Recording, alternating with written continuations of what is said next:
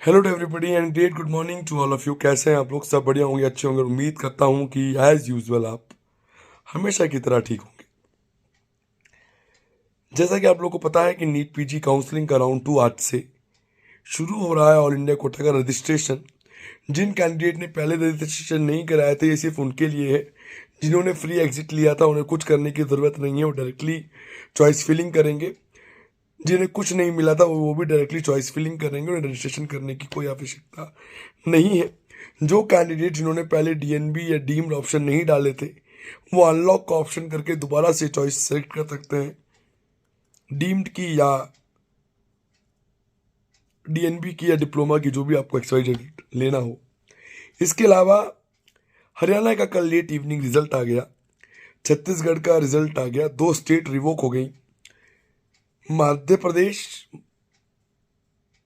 राजस्थान और तेलंगाना, ये 3 स्टेट अभी भी होल्ड पे हैं।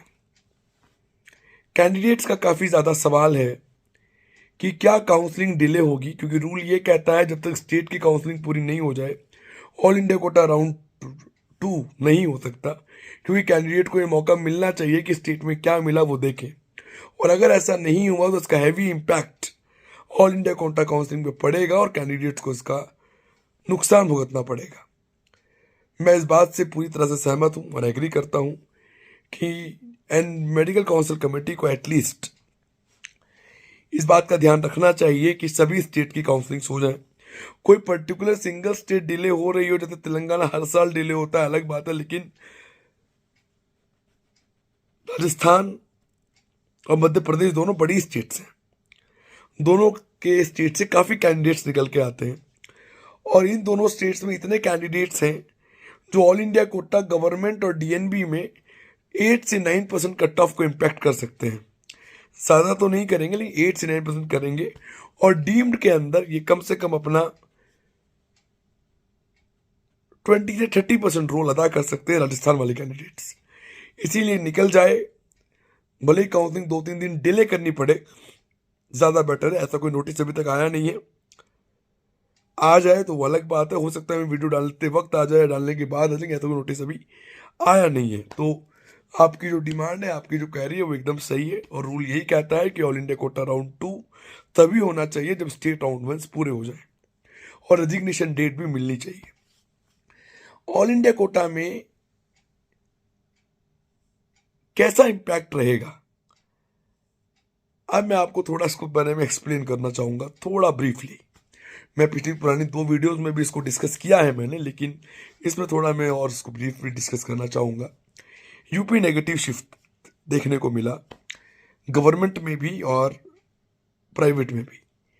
गवर्नमेंट का dilution all India government MD और डीएनबी में हो जाएगा, और प्राइवेट का डाइल्यूशन डीम्ड में नहीं होगा। क्योंकि यूपी की प्राइवेट फीसेस कम है, तो उसका कैंडिडेट यूपी में डीम्ड में वही आएगा जिसका बजट मोर देन 35-40 लैक्स है। जिसे पीडिया लेनी थी उसका रैंक 50,000 से ऊपर होगा, और ऑल इंडिया में पीडिया 50,000 से ऊपर 45 to 50 लाख के रेंज में मिलेगी, वो भी साउथ इंडिया बेल्ट में। तो इसका इम्पैक्ट होने का डर कम है, लेकिन गवर्नमेंट में होने के चांसेस पूरे हैं और डीएनबी में भी पूरे हैं। पहली बात तो ये है कि अब ये वो राउंड आ गया है जब आपको डिसाइड करना पड़ेगा कि आपको कुछ लेना है या नहीं लेना है। अदरवाइज आपकी सिक्योरिटी लैप्स होगी, राउंड 3 में फिर सिक्योरिटी देके जाओगे, ये कोई समझदारी नहीं कहती। तो लैप्स ना ही कराओ तो बेहतर है। और जो कैंडिडेट्स डर रहे हैं या परेशान है कि मिलेगा नहीं मिलेगा, अभी ले लूं, राउंड 1 फ्री एग्जिट था पैन इंडिया में, स्टेट्स में सब जगह। राउंड 2 कहीं फ्री एग्जिट नहीं है। सीट्स लोगे छोड़ोगे तो पेनल्टी इम्पोजमेंट अब शुरू हो जाएगी। अगर आपने ऑल इंडिया ले लिया, ज्वाइन कर लिया, तभी स्टेट राउंड 2 में कुछ बढ़िया मिल गया, वो आप लेना चाहते हो, तो ऑल इंडिया कोटा का रेजिग्नेशन डेट कब तक है वो देखना पड़ेगा। यूजी में इन्होंने 2 से 3 डेट दी थी रिजाइन करने की, अब पीजी में कितनी डेट्स देंगे ये देखना आपके लिए बहुत ज़्यादा ज़रूरी होगा। तो वही ब्रांच लें जो लेने का मन बन गया हो और आपको लगता है ले लेना चाहिए। अगर आप एंजाइटी में कोई 3rd या 4th ब्रांच ले रहे हैं, then according to me you just stuck with it कि ये ब्रांच मिल गई है, ये ब्रांच हमें लेनी है और हम इस ब्रांच के साथ आगे बढ़ेंगे, एंड सो। समझे आप? ब्रांच मिल गई है, ब्रांच ले ली है, अब इस ब्रांच के साथ अपग्रेड करके आगे बढ़ेंगे और स्टेट में कुछ बेटर मिल गया या रिजाइन करने का मौका मिला तो जाके वो ले लेंगे, डेट्स इट। लेकिन वो बिल्कुल भी हिट और ट्राई ना करें कि देखते हैं क्या मिलता है। तो राउंड 1 में हिट और ट्राई हुआ। सीट मैट्रिक्स इसीलिए आता है। और मैं आपको एक बात बताऊं, गवर्नमेंट कट ऑफ जो राउंड 1 की थी, अगर आपको कोई ये कहता हो कि इन कट ऑफ में मेजर इंपैक्ट आएगा, तो मैं आपको बता दूं, मेडिसिन, रेडियो, डर्मा, पीडिया और सर्जरी, इन 5 ब्रांचों में अगर मेजर शिफ्ट आया भी तो जो कट ऑफ पहले थी ना, उससे 15 से 20% का ही पॉजिटिव शिफ्ट देखने को मिल सकता है, उससे ज्यादा नहीं मिलेगा। कॉलेज वाइज नेगेटिव शिफ्ट मिलेगा क्योंकि जो बड़े कॉलेजेस हैं, कुछ आउट ऑफ 142% कॉलेजेस, वो ऑलरेडी जॉइंट और अपग्रेड में जा चुके होंगे for the big brands like Gangaram, like Seth GS Bombay, Maulana Azad, king George, Bangalore, like that colleges. और मुझे लगता है डीएनबी रेडियो में सबसे ज्यादा अपग्रेडेशन हुई है। ऐसा अभी मैट्रिक्स आया नहीं है, लेकिन जितना मैंने पता किया, जितना मुझे एनालिसिस वो ये कहता है। तो आप ज्यादा उम्मीद ना रखें, उम्मीद रखें लेकिन ज्यादा नहीं रखें, क्योंकि स्टेट्स नेगेटिव स्टिल चल रही हैं। 2-3 स्टेट्स के रिजल्ट्स नहीं आए हैं, वो भी अभी स्टिल ऑन होल्ड हैं, तो कहीं ना कहीं इंपैक्ट पड़ेगा। लेकिन राउंड 3 में ये सारा डाइल्यूशन नल और वॉइड हो जाएगा। अब आप बोलेंगे पहले आप कह रहे थे कि राउंड 2 में होगा, आप तो गोली दे रहे हैं। चीजें काउंसलिंग में वक्त के अनुसार बदलती जाएंगी और चेंज होती जाएंगी। पुराना डेटा देख के, कट ऑफ देख लेने से, मैपिंग देख लेने से काउंसलिंग नहीं होती। किस बच्चे ने 5 जगह मिला, वो क्या लेगा, आप कौन है जो डिसाइड करेंगे कि 5 में से वो क्या लेगा? आपको आइडिया है? या ऐसा कोई डेटा है जो गवर्नमेंट निकाल रही हो कि इसने ले लिया नहीं ले लिया? यूपी के अलावा यूपी के पोर्टल पे क्लियर कर दिख रहा है किसको क्या एडमिटेड हुआ और नहीं हुआ। इसके अलावा क्या महाराष्ट्र में मालूम चला आपको क्या एडमिटेड हुआ या नहीं हुआ? नहीं मालूम चला ना। जबरदस्ती के रैंडम गैसेस लगाने से चीजें नहीं होती। अब बात है एक्यूरेसी की, राउंड 2 आ गया। अब यहां भी अगर हम एक्यूरेसी को जज नहीं कर पाए और यहां भी हम एस्टिमेट नहीं कर पाए कि हम कहां खड़े हैं, तो हो सकता है कि हमसे बहुत बड़ी गलती और चूक हो जाए। आपको मैं एक बात और बता दूं, 1 टाइम रजिस्ट्रेशन था काफी जगह, काफी लोगों ने भरे नहीं।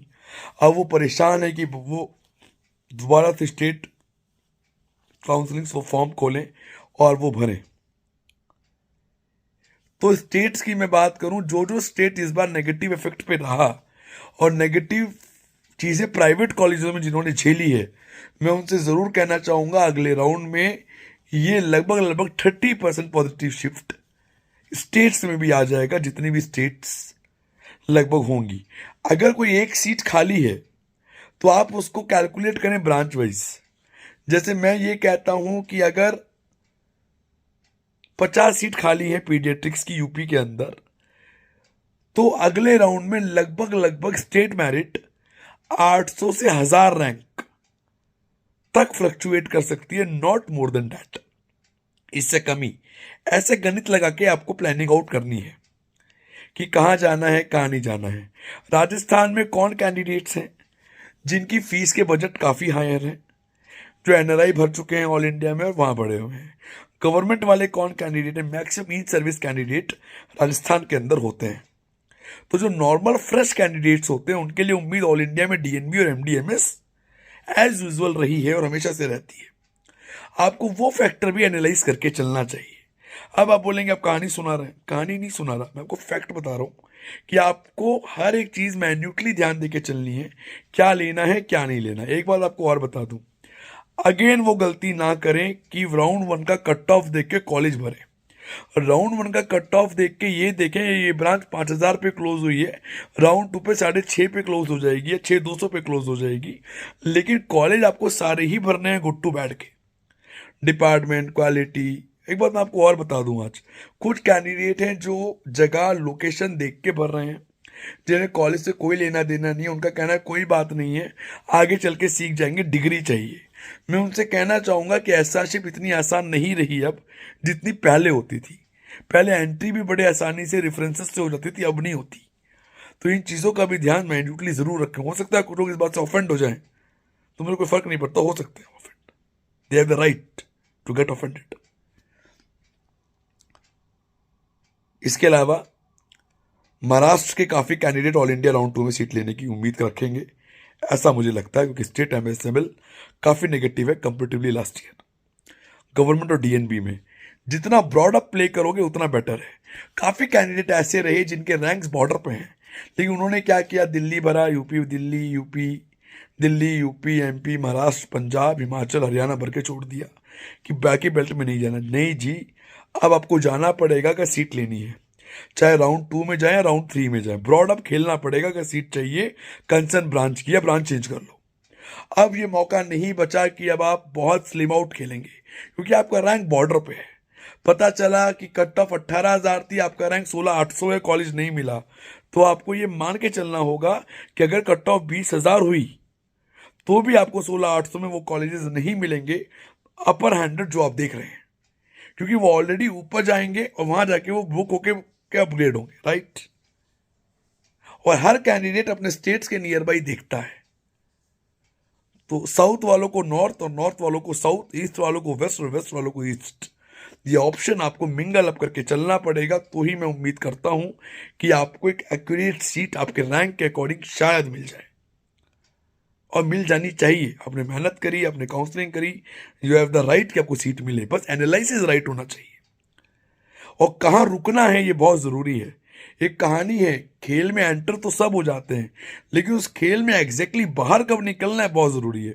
अब वो कैंडिडेट जिन्होंने अपग्रेडेशन डाला है उनके लिए अग्नि परीक्षा है ये। उन्हें ऐसा कोई कॉलेज ना डाल दें ऊपर जो खराब हो और बाद में पछतावा हो कि अच्छा मिल रहा था वो मैंने छोड़ दिया। ये गलती भी आपको नहीं करनी है।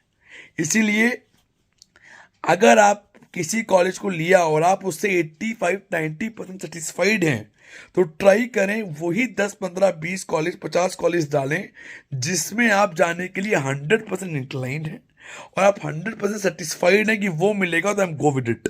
डोंट टेक एनी ब्लंडर और don't take any chance about it. आपने बस अपने आप को सेव करने के लिए कॉलेज ले लिया था, कॉलेज नहीं समझ में आ रहा, ब्रांच नहीं समझ में आ रही, तब आपको अपग्रेडेशन डालना है, देन मोस्ट वेलकम, तब आप डाल सकते हैं, फॉर श्योर आप डाल सकते हैं। लेकिन आपको समझ में भी आ रहा है, आप 90% खुश भी हैं, आपको लग रहा है कि अब ठीक है, अब मुझे और नहीं लेना, देन मिंगल मैचिंग ना करें। Right decision. कोई डाउट है, कंफ्यूजन है, पूछना है, पेड वालों की तो हम रेगुलर जूम मीटिंग्स कर रहे हैं, आज भी हमारी जूम मीटिंग है इवनिंग में, उनसे बात भी हो रही है, हम उनसे टच में भी हैं, हर वक्त गाइड करना है, कब रुकना है, कब निकलना है, किसको अपग्रेड करना है, सब बता रहे हैं। जो पेड नहीं है, जिनके पास काउंसलर्स नहीं है, वो खुद एनालाइज करें, सीनियर से हेल्प लें, फैकल्टी से हेल्प लें, और वो ये देखें कि उन्हें एग्जैक्टली कैसे फ्रेम आउट करना है। बाद में ये कभी अफसोस ना हो कि मुझे ये कॉलेज मिल गया था, मैंने छोड़ दिया, अब इससे नीचे वाला मिला, या आपकी रैंक से नीचे वाले रैंक को बेटर कॉलेज मिल गया। वो अच्छे और बुरे कॉलेज की परिभाषा में कुछ डिफरेंसेस आ सकते हैं, कुछ चेंजेस आ सकते हैं। हो सकता है जहाँ इंटरनेशनल कॉन्फ्रेंसेस हो, कुछ लोग उसको बेटर मानते हो, हैंड्स ऑन लिमिटेड हो, एकेडमिक बहुत बढ़िया हो, कुछ लोग हो जो एकेडमिक जीरो हो, हैंड्स ऑन बहुत बढ़िया मानते हो। ये पर्सन टू पर्सन वैरी करता है ये मैटर। तो गुड टू बैड की लिस्ट भी इसी माध्यम से देखी जाती है। और जो लोग स्टेट कॉन्शियस थे और वो बॉर्डर रैंक्स पे थे, मैं उनसे अगेन हाथ जोड़ के विनती करना चाहूंगा और रिक्वेस्ट करूंगा, don't play with your goals, don't play with your branch life long चलेगी, कॉलेजेस लाइफ लॉन्ग नहीं चलेंगे। मैंने कईयों को देखा, दे आर टेलिंग एमडी चाहिए, एमएस चाहिए, डीएनबी नहीं लेंगे, वैल्यू नहीं है। जी, डीएनबी की वैल्यू एकदम है, इक्वल है, कोई अंतर नहीं है। ये जो स्टिग्मा था कि कॉर्पोरेट्स में इनको अलग कर दिया जाता है, अब नहीं किया जाता। काफ़ी कॉर्पोरेट्स में काफ़ी सीनियर एचओडी लेवल के लोग डीएनबी हैं, जाके देखेंगे, आपको get to know the idea होगा। और पूरा खेल स्किल्स का होता है। डीएनबी के बारे में ये मिथ है कि हैंड्स ऑन नहीं मिलता है, पासिंग रेट बहुत ख़राब है।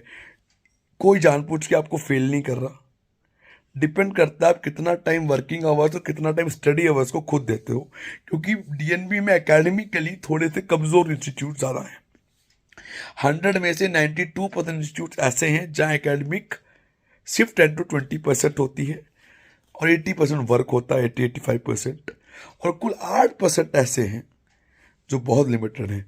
काफ़ी कैंडिडेट ऐसे रहे जिन्होंने पुराना कट ऑफ देख के काउंसलिंग करी, जिन्होंने, उनकी नज़र में मैं पहले से भी बेवकूफ़ था और आज भी हुई और हमेशा रहूँगा, लेकिन उन्हें नुकसान बहुत हुआ क्योंकि पिछले साल के कट ऑफ नेगेटिव भागे, चाहे वो ऑल इंडिया उठा लें, चाहे वो स्टेट्स उठा लें, चाहे वो गवर्नमेंट यूपी ले लें, SML महाराष्ट्र ले लें, कर्नाटका ले लें, XYZ ले लें, कहीं ना कहीं फ़र्क ज़रूर आया।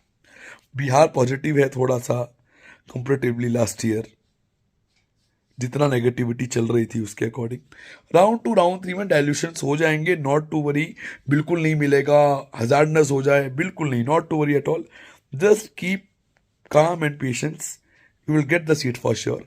कोई डाउट है, क्वेरी है, पूछना चाहते हो तो गिवन नंबर पे व्हाट्सअप कॉल करके पूछ सकते हो। पेड गाइडेंस लेनी है तो भी आप कॉल करके पूछ सकते हैं।